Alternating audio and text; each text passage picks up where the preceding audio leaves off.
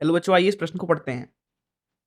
बोला जा रहा है कार्य ऊर्जा प्रमेय का कथन लिखिए और दिखाइए कि यह नियत व परिवर्ती दोनों प्रकृति के बलों के लिए समान उपयोगी है। आइए इस प्रश्न की मुख्य अवधारणा की चर्चा करें। मुख्य अवधारणा देखिए, पहले समझते हैं कार्य ऊर्जा प्रमेय आखिर कहता क्या है। तो यहां लिख देते हैं कार्य ऊर्जा प्रमेय। जैसा कि यहाँ पे नाम से ही पता चल रहा है, कार्य का ऊर्जा के साथ कुछ होगा संबंध। कार्य ऊर्जा प्रमेय के अनुसार हम लिखते हैं सभी बलों के द्वारा किया गया कार्य सभी बलों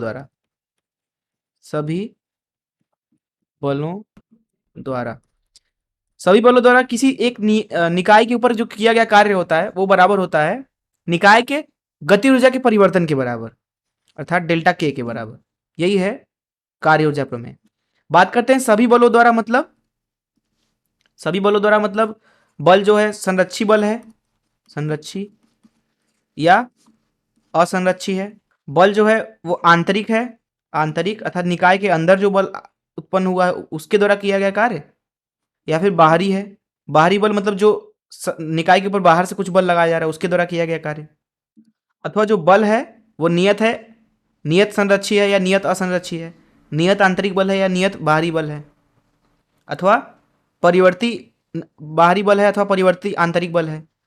अर्थात हम बोल रहे हैं कि सभी प्रकार के जो बल हैं जो एक निकाय के ऊपर लग रहे हैं उन सभी के द्वारा किया गया कार्य जो होता है उसका जब आप योग करते हो तो आता है निकाय की गति ऊर्जा के परिवर्तन के बराबर। यह है कार्य ऊर्जा प्रमेय। दरअसल जो ये कार्य ऊर्जा प्रमेय है इस चीज को हम सिद्ध कर सकते हैं न्यूटन के द्वितीय नियम से।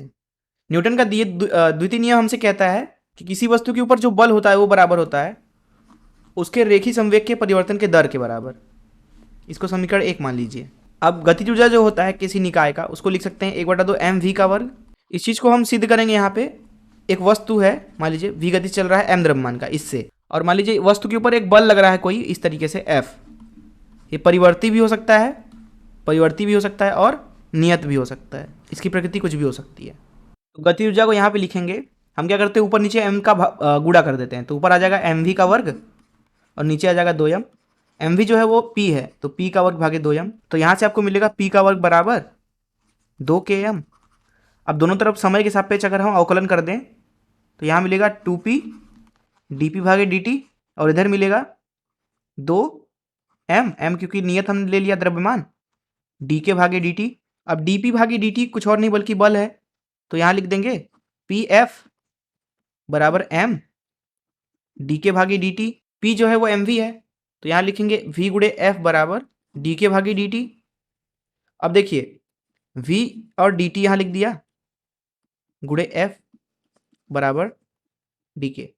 इधर देखिए अभी के लिए मान लीजिए जो ये बल लगाया है हमने वो गति की दिशा में लगाया है कुछ इस तरीके से f, तो v dt होगा यहाँ पे ये छोटा सा विस्थापन मान लीजिए ds, ये हो जाएगा v dt के बराबर। और वहीं जो छोटा सा यहाँ पे कार्य होगा उसको इधर मैं लिख देता हूँ dw, वो छोटा सा कार्य होगा बल गुणे बल की दिशा में विस्थापन f ds। तो यहाँ लिखेंगे ये v dt जो होगा वो ds है और यहाँ f ds मिला, ये है dk के बराबर। dk गतिज ऊर्जा में छोटा सा परिवर्तन, दोनों तरफ का समाकलन कर दीजिए। तो ये f ds जो है वो क्या है dw, अर्थात छोटा सा किया गया कार्य dw, और dk है गतिज ऊर्जा में परिवर्तन। मान लीजिए कि प्रारंभिक गतिज ऊर्जा ki है, अंतिम गतिज ऊर्जा kf है, तो यहाँ मिलेगा आपको kf ऋण ki, अर्थात यहाँ पे आपको मिला किया गया कार्य जो होगा F बल के द्वारा। F बल यहाँ पे नियत भी हो सकता है और परिवर्ती भी हो सकता है। ये है F ds के बराबर जो कि बराबर है गतिज ऊर्जा में परिवर्तन के, और यही तो कार्य ऊर्जा प्रमेय है। ये सूत्र जो है हम लगा सकते हैं यहाँ पे। और dw क्या है आपका, किया गया कार्य ही तो है, अर्थात यहाँ w हो गया डेल्टा k के बराबर। तो अगर इस मुख्य अवधारणा से प्रश्न को हल करें तो प्रश्न के प्रथम भाग में पूछा जा रहा है कार्य ऊर्जा प्रमेय का कथन लिखिए। तो यहाँ पे हमने उसको मुख्य अवधारणा में समझ लिया। कार्य ऊर्जा प्रमेय है क्या, सभी बलों द्वारा किया गया कार्य निकाय के गतिज ऊर्जा में परिवर्तन के बराबर होता है। प्रश्न के दूसरे हिस्से में बोला जा रहा है कि दिखाइए कि यह नियत व परिवर्तित दोनों प्रकार के बलों के लिए समान उपयोगी है। जैसा कि यहाँ पे आपने देखा कि जो हमने यहाँ पे सूत्र सिद्ध किया है, बल चाहे नियत हो चाहे परिवर्ती हो दोनों के लिए ये सही होगा। इसका एक उदाहरण के लिए मैं आपको कुछ दिखा दे, इस चीज़ को हम उदाहरण से अच्छे तरीके से समझ सकते हैं। एक यहाँ उदाहरण लेते हैं। उदाहरण को लेने से पहले मैं एक चीज़ आपको बताना चाहता हूँ। मान लीजिए ये m द्रव्यमान है और इससे r दूरी पर एक छोटा सा और द्रव्यमान है m। तो ये जो m द्रव्यमान है ये इसको अपनी तरफ खींचेगा गुरुत्वाकर्षण बल से। मान लीजिए F बल से खींचता है, तो इस F का मान दिया जाएगा यहाँ पे gm छोटा m भागे r का वर्ग। अर्थात जो ये गुरुत्वाकर्षण बल है वो एक परिवर्ती बल है जो कि इस r पे निर्भर कर रहा है, अर्थात कण और इस बड़े द्रव्यमान के बीच में दूरी के ऊपर। तो इस सूत्र का यहाँ पे इस्तेमाल करेंगे हम। अब देखिए यहाँ पे यही उदाहरण ले लीजिए।